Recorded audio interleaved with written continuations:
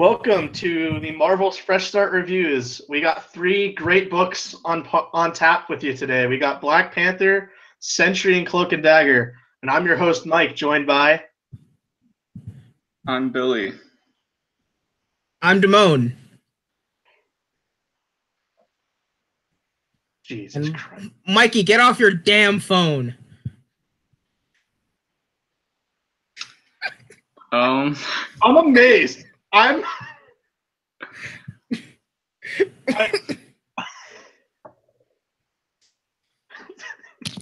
my fucking god. We're just gonna let this happen, right? We're recording. This is live.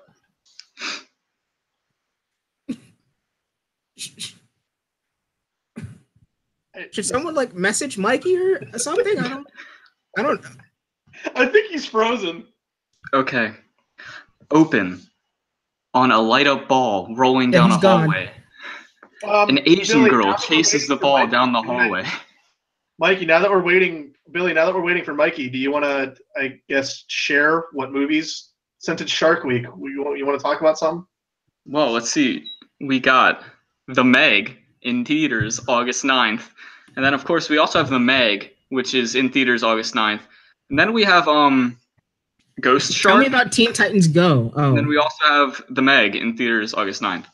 And who does that? Who are the stars of The Meg? Oh, well, of course you have Jason Statham. Megan Trainor. Oh. No. You got Ruby Rose. You got Rainn Wilson from The Office.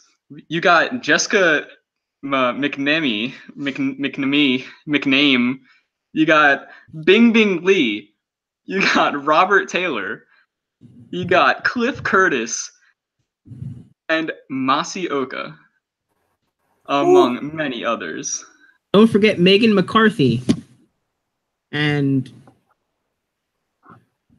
fuck, I don't this is already the most historical other train wreck in show history. So I don't Mikey, know many famous Megans. Introduce yourself, and then talk about Black Panther #1. Yeah, I swear to God, everyone, and we're talking about Black Panther #1.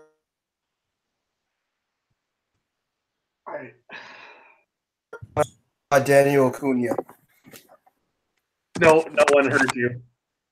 No. Oh my God! What? I kind of just.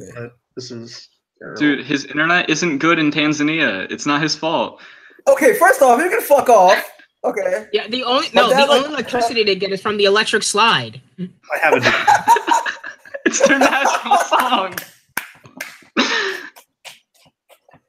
Oh God. Okay, review Black Panther. Just fuck it.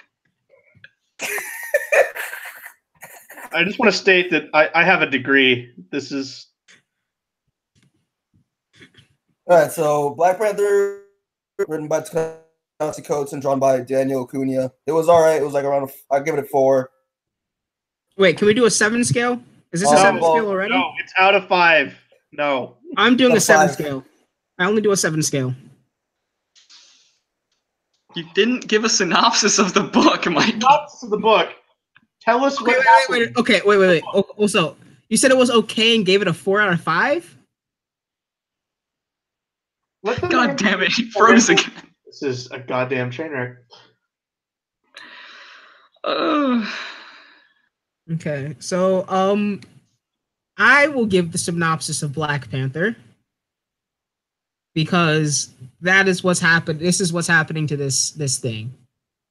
Okay, so basically, this time when they wanted to do Black Panther, they wanted to go a more space theme. So they went intergalactic Black Panther.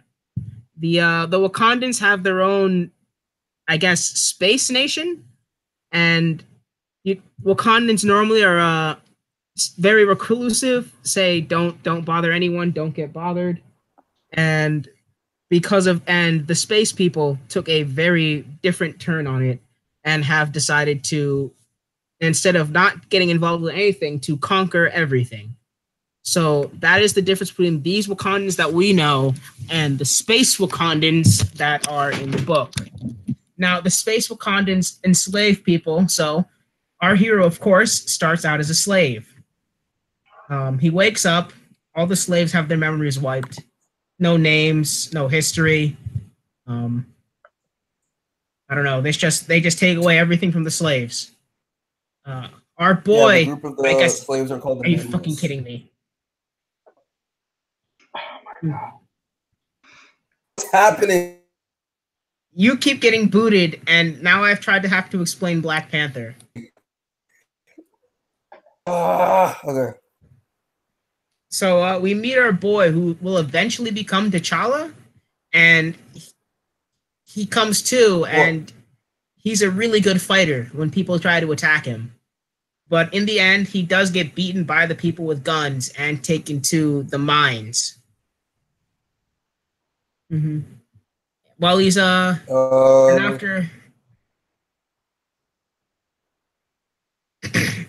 after he's taken to the mines, we get right before it actually, we get a short flash of what appears to be the rebel army of the Wakandan Empire. With M'Baku and Makira. Mm-hmm. And they're talking about how that the Nameless should be saved, and that the Nameless want to fight and they want to be free and that kind of stuff. And then we flash back to T'Challa, and he's fighting more, but he eventually gets captured. And then after he gets captured, he does get sent to the mines, which is very unfortunate for him, because that is not a good place to be. So after, I guess, the first scene we have with the mines, we meet this guy named Daoud? Is that how we're pronouncing his name? I think. I don't know. Daoud, I think. Okay, so yeah, I'm just gonna go with Daoud. Daoud thinks he's the boss of the entire mines, and I guess technically, yeah, no, he does start the fight with T'Challa, trying to tell him he's the boss, but T'Challa handles him pretty effectively. And at one point, he throws sand in Daoud's face, and I'm just gonna pretend that was pocket sand that he just had on him at all times, even though I know it very well wasn't. And in the middle of their fight, it gets broken up, and after they're being punished, the rebel army breaks in, and they start freeing the Nameless. And even though that Daoud and, I guess, T'Challa fought before, and Daoud still wants to kill T'Challa, T'Challa has saved Daoud's life and brings him on the rebel ship as they escape. He also saves what's the name of the girl again, Mike? Nakira. Yeah, he saves her life on the way out because she gets shot. And then after that, he meets the head of the rebellion, and she tells him that it's good that you want to die to kill the Empire, but what do you want to live for? And he said he wants to find his way home. And then she gives him the name T'Challa, the name of a man who was born a king and died a hero. Yeah. And that's where we end the book. So, yeah, it's... Mm-hmm. I thought I guess I'll go. I thought Daniel Acuna's art was exceptionally good on this book. I thought it was gorgeous to look at. As far as a number one, though, I should be drawn in and not have to be figuring things out. And I haven't been reading Ta-Nehisi Coates' Black Panther run, which he's been on for a few years now. And I don't know if this was set up already. I know we saw the beginnings of this in the Marvel Legacy one-shot. And I think this is the start of it. But honestly, when you're doing a disjointed story like this, I think you really have to be paying close attention to how you handle it, because to me, this came off as very confusing and what's going on. And I feel like we're going to have that as we go on. As far as an issue one, I would have liked it to be a little bit more clear. Though, I mean, I think the full opinion on Coates' Black Panther tenure has been, it started out a little wordy, but it's been getting better. I gave his Captain America #1 a 4 out of 5, but here I'm going to have to give this just a 3 out of 5, and I would probably trade weight this just because I think Coates is more of a writer that very much, I think, writes for the trade, and his stories read better in a collected format. But I will say this is definitely interesting, and I kind of want to see where it goes. I liked that we have M'Baku and Akira here, and like I said, I can't talk about Akinya's art more just because it's so gorgeous to look at. But it seems that Marvel Fresh Start has this really kind of a space kick going on right now, as we now have Black Panther in space, a cosmic Ghost Rider, and Doctor Strange is in space in his book. So I feel like we have 3 books that are all set in the cosmic, and 2 of the character, well, 3 technically 3 of the characters really aren't really associated with space. So I feel like space being the underlying selling point. For me, I think a little oversaturated. And of the space books we've read, I think I gave Doctor Strange a 3 out of 5. This a 3 out of 5, and Cosmic Ghost Rider was obviously 5 out of 5. You watched it. I'd like to see different concepts other than let's take this character to space and see what happens. Billy or Mikey, I guess you guys can go next. It's all you, Mikey. I don't know if I think he's frozen again. Just go. Okay. We would like to apologize for our friend unable to. We're experiencing technical difficulties tonight. Yeah, I don't care that much about the current. Oh, well, he's unfreezing now. I don't know what's happening. Okay, yeah, whatever. I'm just gonna talk over him. Finish. I don't care about the current Black Panther stuff. I haven't really cared too much since he became King of the Dead. Yeah, it's all right. I don't know what the hell's going on. A 2.5 out of 5. It's just like, all right, it's readable. I like the art. And do you want to take us to Sentry number 1 then, Billy? Oh, I didn't give my synopsis. Well, you gave the synopsis. All right, yeah. Give us your thoughts then. I thought you. Okay. You reading in there. Oh yeah. So I had to agree with like Mike along the lines that I kind of was confused because I haven't been reading the current Black Panther run. I didn't know if this was like an alternate reality story or anything, so it just seemed like an odd place from where I've last seen Black Panther. But of course, the art is really, really pretty in this book, especially the big like picturesque scenes where he paints like not like specific people, but like a scene, which I really liked. And then again, the story was kind of not necessarily confusing, but like it felt like there should have been more that could have been said to clarify some stuff. I mean, it's not a book I'm likely to get the second issue of. I mean, I could collect it in trade, but I probably wouldn't buy it in issues for sure.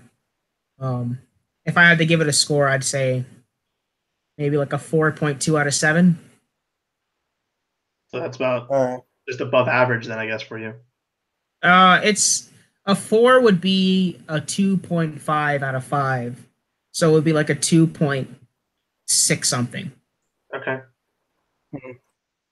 Because I'm actually like not glitching out or anything. While I was reading it, I thought of it more like because like I didn't really read Ta-Nehisi Coates' Black Panther, but to make sure if they referenced this before this new arc started, they didn't mention anything about expanding outside of Earth. So, but they did reference it in obviously they talked about it in Marvel Legacy number 1. So when I was reading it, I thought of it more as like an Elseworld type story, like a separate, more like type story that's not connected to the main continuity. But yeah, like we all said, it's really hard to figure out what's happening while you're watching. You probably have to like make up your own theories and stuff, which is why I enjoyed it because I like making up my own theories while I'm reading stories. But it's like they do reference in this story they reference because Storm makes an appearance and stuff like that. Well, appearances and like in dreams that T'Challa's having. Yeah, she makes appearances like how him wanting to go home and stuff. And to be honest, I don't even say that it's actually T'Challa because because the Intergalactic Empire of Wakanda started is like around like it's been going on for the past like 2,000 years. So I'm assuming it's like an ancestor, like a descendant, maybe like a reincarnation of T'Challa. Like it's very weird. It's very heavily implied this is T'Challa. Yeah, but I thought it was cool. The whole world, this new Empire of Wakanda is pretty cool with the different races that are going on. So I enjoyed it. I thought it was. I mean, I have to read more because like a lot of stuff they didn't explain. I think it's like around a 3.5 or like a 4 for me, but mostly like around a 3.5. All right, and then Billy, you want to talk about the Sentry #1 by Jeff Lemire and Kim Jacinto with Rain Barretto.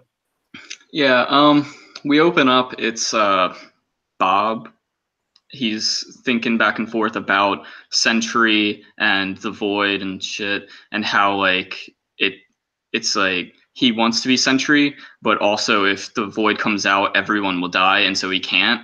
But this kind of ties in with what Mike said, because Doctor Strange built him. Was it Doctor Strange? I think I don't remember. Yeah, it was Strange. Yeah, Doctor Strange. Yeah, Doctor Strange built him a device that lets him go into a pocket dimension inside of his mind, where he can become Sentry and fight the Void. But he has to do it every 24 hours, otherwise the Void can come back up in the real world. And so we see him doing that. He has the entire Sentry family, which, I mean, I didn't know existed until just now. Yeah, they're very recently created, I think. I don't remember them being from the Paul Jenkins and Jay Lee stuff.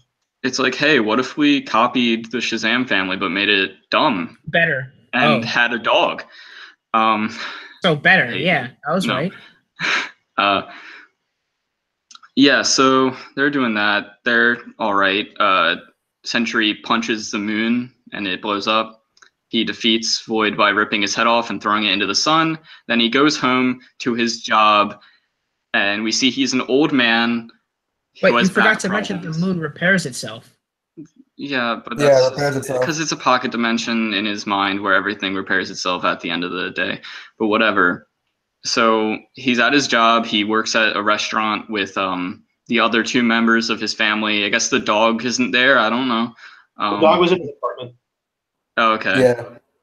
Yeah. So yeah, he's with Billy, who has 1 arm, and I don't remember the girl's name because I don't care. I think it starts with a Jenny. T. Yeah. Jenny. Sure. Jenny. Billy knows about the pocket dimension and is kind of resentful that he can't be part of it because he has been missing something in his life, mainly his arm, but also being able to be a superhero. And he thinks that it's selfish that Bob gets to do it, but also he understands why Bob has to do it. So after they have a pointless conflict about that, which is basically just catching you up on what happened before this book, I guess, Bob is going home. He has a certain amount of hours before he has to go into the pocket dimension again.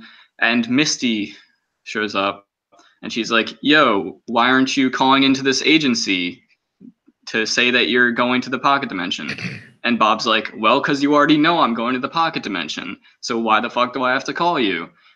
And she's like, you got a point, but like also fuck you.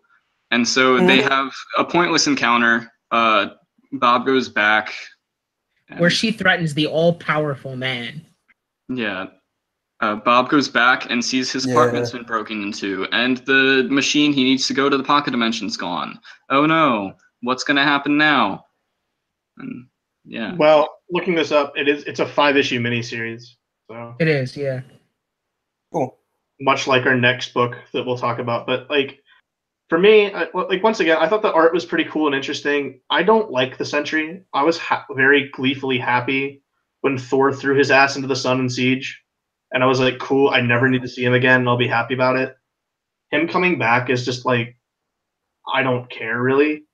But Jeff Lemire is a writer I extremely like, and always brings interesting ideas. But I didn't really feel anything really interesting here in this issue 1.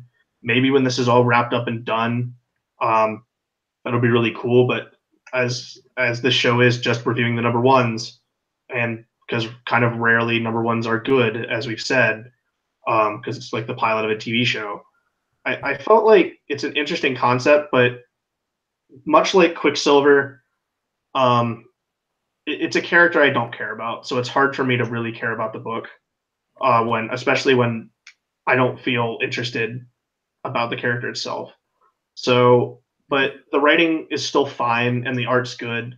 I gave this a 3 out of 5, and I would actually probably trade weight this just to see what the whole thing with the Sentry is going to be, because when he was around, they made him be like this pretty big force. I mean, he was definitely the underlying big dog of the Norman Osborn Stark Avengers, and then as like this force that was unstoppable until Thor threw his ass into the sun.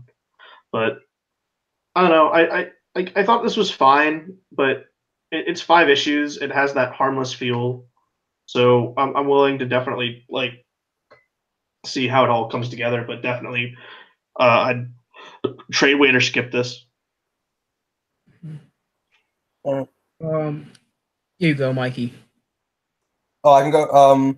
Yeah. So the Sentry, I'm a person who doesn't really like Superman, as a character, just because he's way too OP and all that stuff. But I mean, he's not, but okay. yeah, but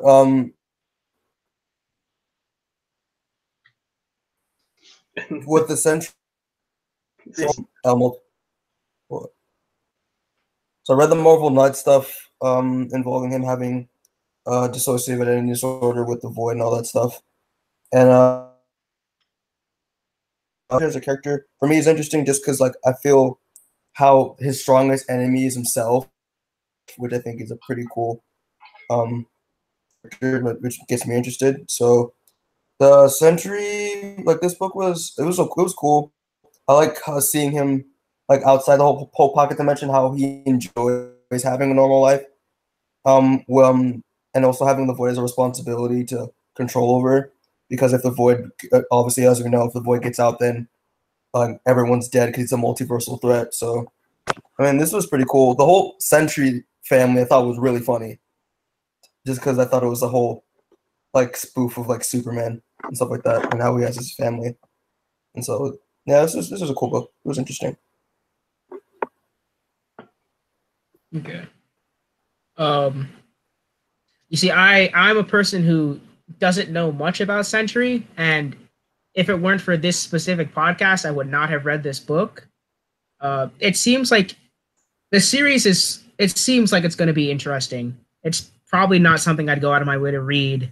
Also, probably not something I'd get in singles for sure. I probably won't even get it in trade. Again, Sentry just doesn't interest me on like any level.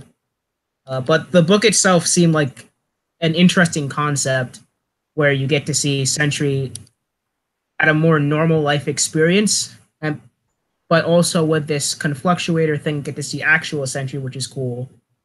The one thing that like seems out of place is like the what is it they call themselves, the AB something? What is it again? ABZ or something? Like the ACD, I believe. Yeah, I that's what it is. Yeah. Yeah, they just don't seem relevant. Like it feels like you have Doctor Strange who built him a machine. The Sentry knows what he has to do. I don't feel the need to involve anyone else in this story besides those two. It just feels unnecessary. But I understand that you need to, because Strange is on another book.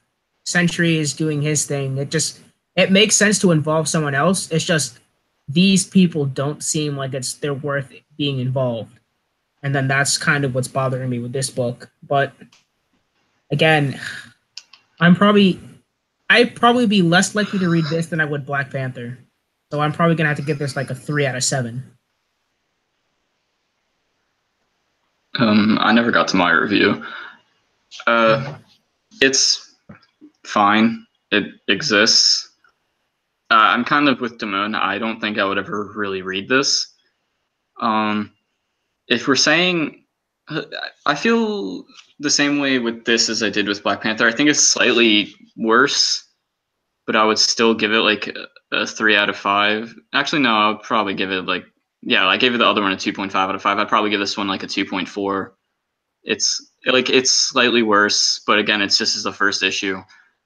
I don't think this story is very enticing. I also didn't think Black Panther was very enticing.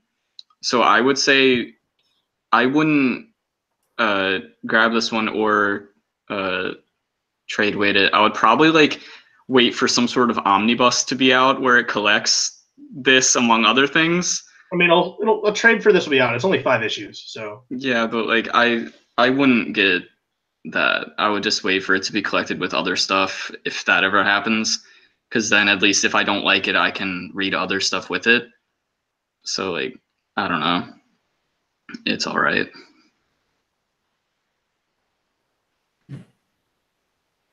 Okay. Now, am I going to do Cloak and Dagger, or Mikey, do you want to, since you couldn't do Black Panther?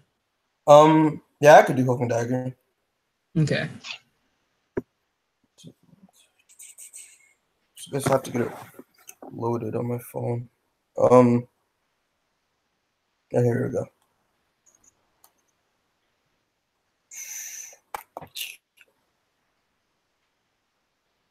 Actually, Demoan, you could explain Cloak and Dagger, and then I'll just catch up from where you. Okay, so we start off with LAPD like casing a house in the hills, Hollywood Hills, of course, and they're trying to make a move on a drug cartel who calls themselves the Drug Lords, which very original name. No, Demoan, they called themselves that in the 90s. Okay, but that's even worse. Yeah. But that's even. It's just. They're not even trying to do anything fun. They're just the drug lords. I think they come with a more interesting name. Yeah, but either way, that's what they are, or that's what they were. But now they're casing the house. They're trying to figure out to go inside. I think they're trying to extract someone, right? No, they're trying to find the leader. Yeah, they're trying to find the leader. Right, because did you read? Yeah, I read this. Oh wait, Demoan, I got it. No, it's just these names are ridiculous. Which, by the way, I just want to say this is once again a 5-issue miniseries. Oh, it's 5 issues. Okay. This was probably my favorite of the 3 we've read, the Cloak and Dagger one. We're gonna have conflicting opinions then. Yeah, cause no. Demoan, you got it, or should I go? Because I got no loaded. You said you go. You got it. Yeah. Why don't you talk about it? So what happened is they're trying to find the fix. Supposedly Tanny like works for the police. Not works, but she takes on all the works. You're right. Yeah, she takes on all the superpowered villains for them. But at the same time, Tyrone is talking about Tandy and his former relationship, how they always had each other's backs, how they were always close, and so they're implying that they're going their several ways, which you don't really see in a Cloak and Dagger book. And while this is happening, Tyrone is just spying through the shadows, the Fix's hideout, while Tandy's outside talking to the cops.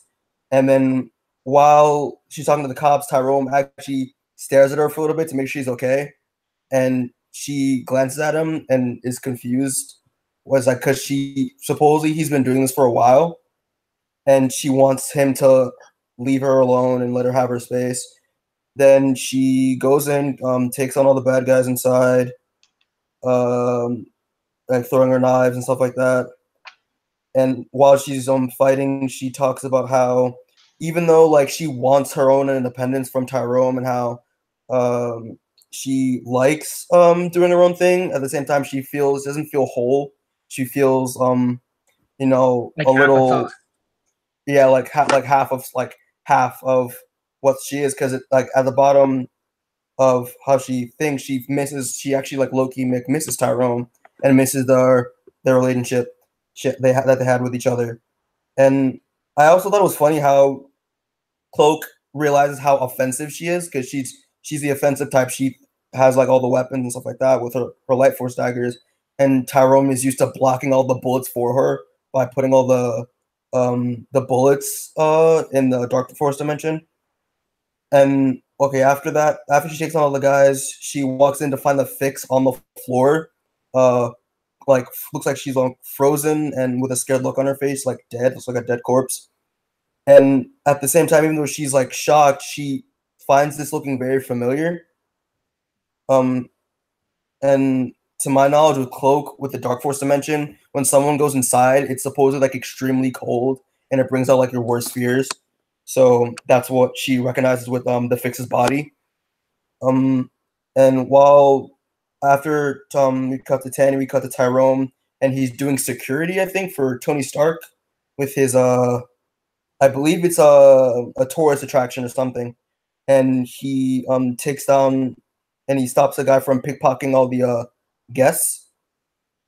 And after that, we cut back to Tandy, and she's talking with this detective. I forgot his name. I think his name's Brandon something. About what she saw, and because she's like I have to go, and he's like, why? We're doing a case, you have to like document the body and all that stuff. She's like, no, I have to go. So she goes back to her apartment. She tries to think back of like, what if Tyrone did this? Like, I saw him at the scene and whatnot. Like, she's trying to make she's hoping it's not Tyrone who actually killed the Fix. When in reality, like, the more she's talking about it, the more she thinks that Tyrone did it. And she finds some evidence on the floor, which they don't really explain. Brandon, the detective that she was talking to earlier, comes in, gives her like a bunch of files, showing her another dead corpse. It's like supposedly the killings have been happening for like the past like 5 months or so. And she decides to investigate on her own. And then after this, it cuts to a flashback in New York. And I wasn't sure if they had their powers by then, during this flashback, because they're wearing normal clothes. They're not wearing their cloak. Like, Cloak's not wearing his cloak, and Dagger's not wearing her signature costume. But supposedly, Tyrone killed someone. And they're trying to, like, Tyrone's freaking out, and Chaney's trying to calm him down, and he's asking what they should do. And he said the only thing that we can do, and that they start running away. And the last panel is them running away, showing this cold, dark corpse that we've seen that is similar to the Fixes, and that's how the story ends. So, I want to say that I'm glad you clarified that it was a dead corpse, because otherwise I would have thought it was a living corpse, as you see all the time. No, this book, I agree with Demoan. I like it more than the other two we read, mainly. Well, like, see, the thing is, I didn't care much about any of the characters we read today. And so Cloak and Dagger interests me a little bit, and this kind of gets me to want to watch their show, but like not enough to actually do it. And so the characters are interesting, I guess. The story that they're trying to set up seems like it could be interesting, but all in all, I think murder mystery. Yeah, I think it's just like 3 out of 5. I would trade weight it. All right, I'll go here. You guys are high in this book. I'm really negative. This is the lowest rating I've ever given a fresh start book yet. I'm giving this a 1 out of 5. all right. Really? Wow. Yeah, by the way, this is by Dennis Hopeless, who has definitely written things for Marvel. He's been there a little bit. I just don't recall reading anything by him. David Messina's art I thought was okay at best. His faces I thought looked really rough, and I like this art more than Sentry's art, I would think. Listen, it's all subjective. It's fine. Like, No, yeah, I understand. I thought his faces were rough, and it looked like a discount Terry Dodson almost. His figures and the way it was colored. But this is a mini series, and we open up with a vastly different Cloak and Dagger than we've ever seen. I'm pretty sure that both of them need to stay somewhat together. Yeah, that's what was weird about reading it. Because their powers to survive. How their powers work, at least the way I understood it, was that Tandy puts off so much light energy that if she doesn't expel it, she'll then explode. it starts to hurt her. And Tyrone, he needs the light energy she expels to balance himself out with the dark force. Yeah, because he has a constant hunger that he can't control. So she expels the energy into him. So that was one of the things that confused me about this. them separating, but it's just still interesting. I just felt this was also kind of fairly by the books. A lot of exposition, but no questions answered for things. It as for a number one in a miniseries, I feel like I'm jumping into like an issue 15. Like I feel like there was other things Cloak and Dagger centric that I needed to read to understand what the hell was going on here, which I think is a big detractor for this. And then it's so like standard and by the books for me that I haven't like there's nothing that sets it apart from anything that I've seen yet. Like it just feels like a very like it almost feels like a book that you'd read in the 90s. It's just so standard and by the books and plain, which is why I'm giving it the rating it has. I'd skip this completely for me. But hey, if you guys like it, you guys like it. I mean, that's the beauty of a panel. So that's what I've got to say. I just thought it was kind of plain and uninteresting. Yeah, I'm just gonna go. So, yeah, so I thought that I gave this book around a 2 or like a 2.5. I mean, what made it interesting is the fact that you really don't see.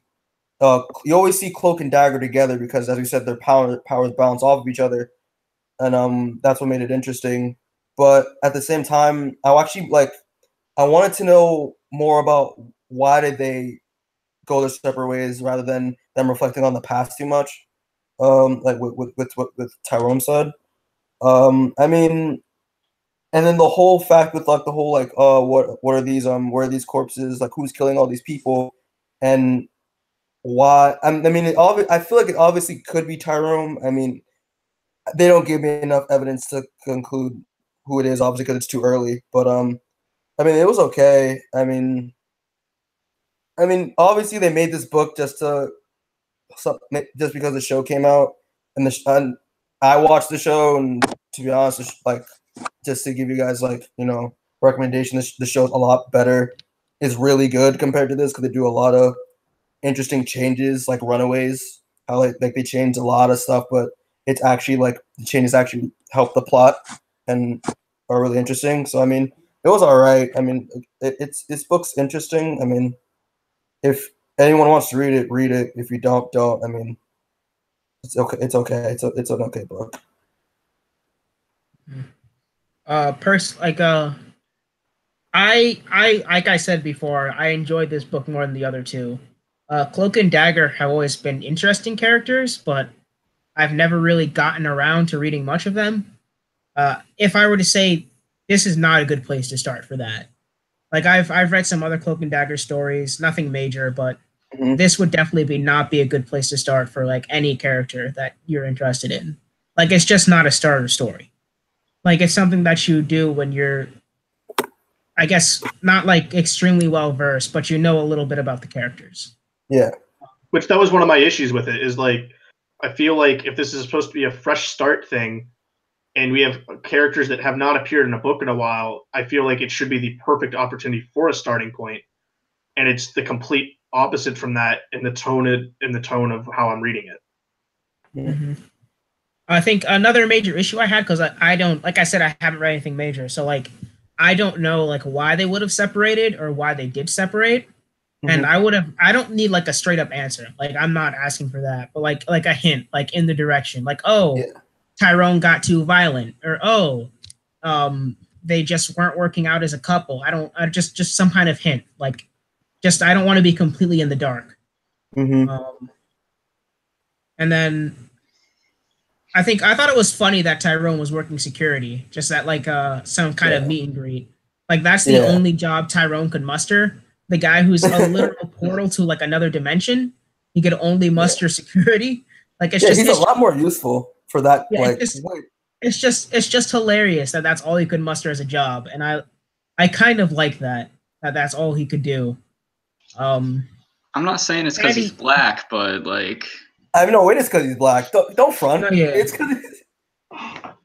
because Teddy managed to get a kick-ass job. She's working with the LAPD to fight villains. He's just running security at like a meet and greet.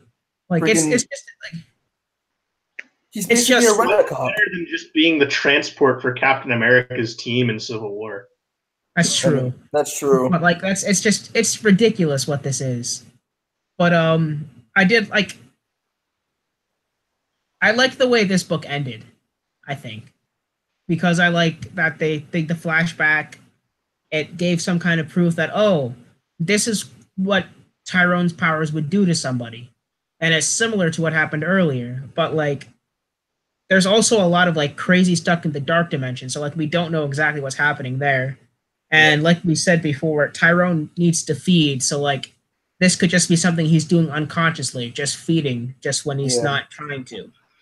So like I'm interested to see where it's going to go. And then that's why I think it's the one that I like the most. And if I had to give it a score, I'd probably give it like a 4.5 out of 5, or four. I'm sorry, not out of 5, out of 7, 4.5 out of 7, which I think would translate to something like maybe around a 3 out of 5, 3.5 out of 5, somewhere between there. Okay, all right. Are Cloak and Dagger's origins still canonically like heroin related, or is that not a thing? Okay. Well, because the show they got rid of that, right? So I was wondering if the comics still. Yeah. So I think what they should do is they should have one of them started dipping back into heroin, and that's what forced them to break up. Yeah. But I mean, I'm not saying I'm a better writer than them, but yeah. I mean, like, what's it called? The show still hasn't explained how they got their powers yet, and it's like on its 8th episode at the moment. There's 10 episodes, so I mean, I don't really know how that's going on with that origin of their abilities, but I think it's still in this one. It's still drugs related. So I mean, overall, though, we've all shared our thoughts, right, on all the books. Yeah. Billy, this is your second episode here. Demoan and Mikey, this is your first. So you guys give us your thoughts on the fresh start so far for you guys. Fresh start. After reading these 3, I'm gonna say it's not that strong. It's like some of the books seem like they have potential, but like none of the first issues are like the kind of first issues that you read and you're like, holy crap, I need to read more of this series. I think this is just kind of books that. Yeah. I mean, from what I've watched, it does seem like it's the weakest episode for you. But it's just none of these issues really grabbed me, so I don't think. I guess I would trade weight all of these if I ever got any of them. I will say that right now. Well, for me, because I already told y'all, like, I haven't read Marvel in 3 years because the stories haven't been really that interesting to me.